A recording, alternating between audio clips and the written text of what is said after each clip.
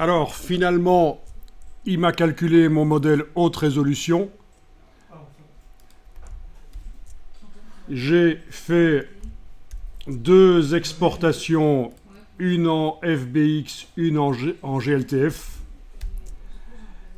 Il faudrait tester aussi les autres exportations si on a l'occasion, mais voilà.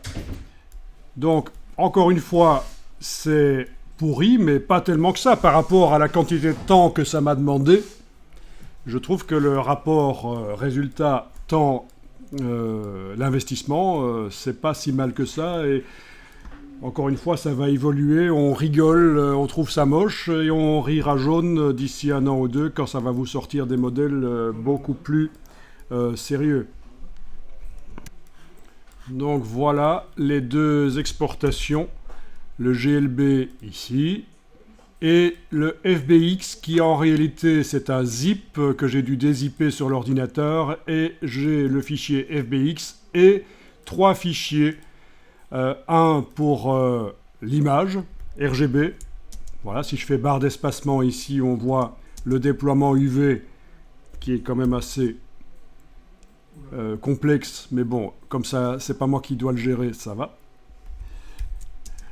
On a le roughness, donc la brillance. En fait, il y a un fichier pour la brillance et il y a un fichier pour ce qui est métallique. Donc ça, c'est une texture complexe qui est composée de plusieurs canaux.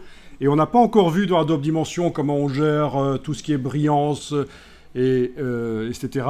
Mais voilà, ça... Il faudrait, soit ça va arriver seul, bien assemblé dans Dimension, quand on ouvre le modèle, il va bien mettre les textures dessus, soit il faudra le faire manuellement. Donc vous avez créé de votre côté vos propres objets dans lumalabs.ai, et vous devrez les télécharger et les fournir, ça fait partie du cours, pour prouver que vous avez testé ça.